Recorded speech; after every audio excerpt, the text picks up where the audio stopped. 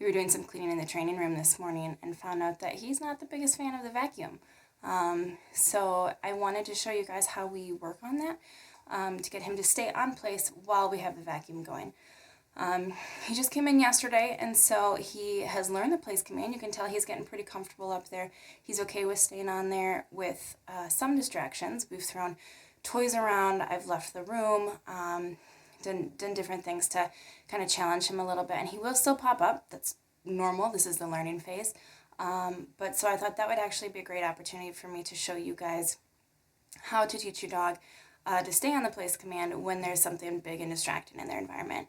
In this case, for him, it's going to be the vacuum.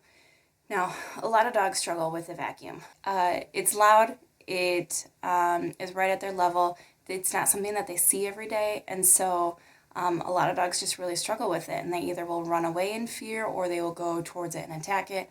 In Hank's case, he just pops up and feels like he needs to run over and see what's going on.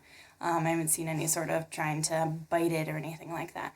But regardless, his job right now is to stay on the place command, regardless of what is happening. So I'm going to show you guys what we do to help him get back into that position. First, what you need to do is figure out your dog's working level on the e-collar. For him this morning, he is on a 15, is what he's feeling right now. Now that is right now, when he is calm and relaxed on place. There's literally nothing going on in this environment to distract him. It's just me and him. Once I turn this vacuum on, it's creating more distraction. It's creating more noise in the environment.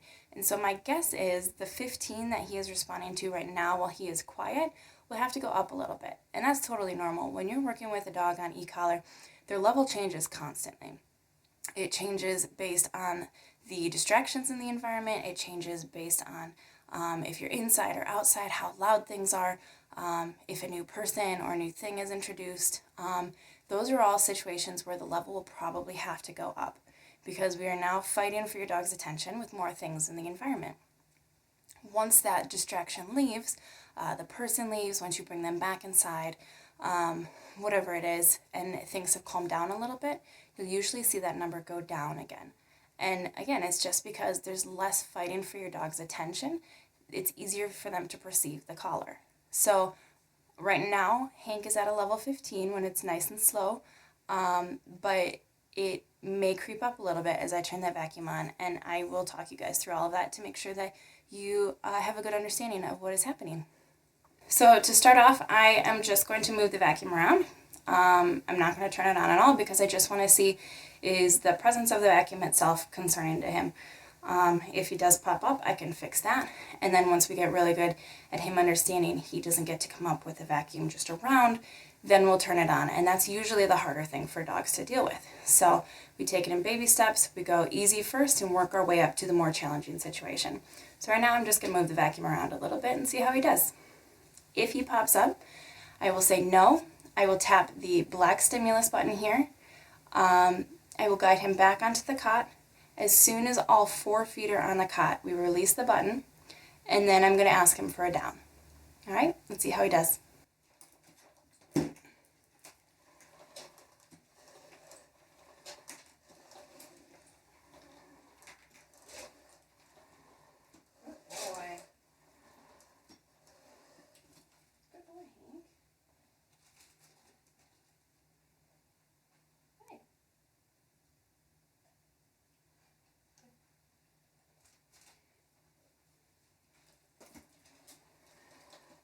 Good boy.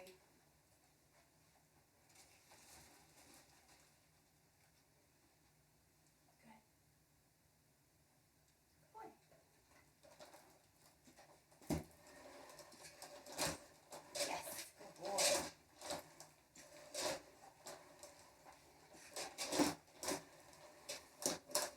Good. Good boy.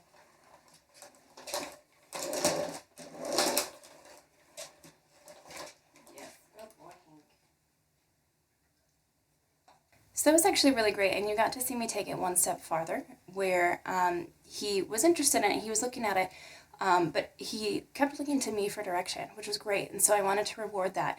So every time he looked to me, I got to give him a reward. In this case, he's just working for his food because he loves food. So he's working for his breakfast right now. So every time he looked at me and I was remaining calm, I was able to give him that reward and let him know that he was doing a great job. Now that he's doing great, not really seeing any issues with him at all with the vacuum just moving around. We're going to turn it on. That's probably when we're going to start to see him jump up, maybe get a little more agitated.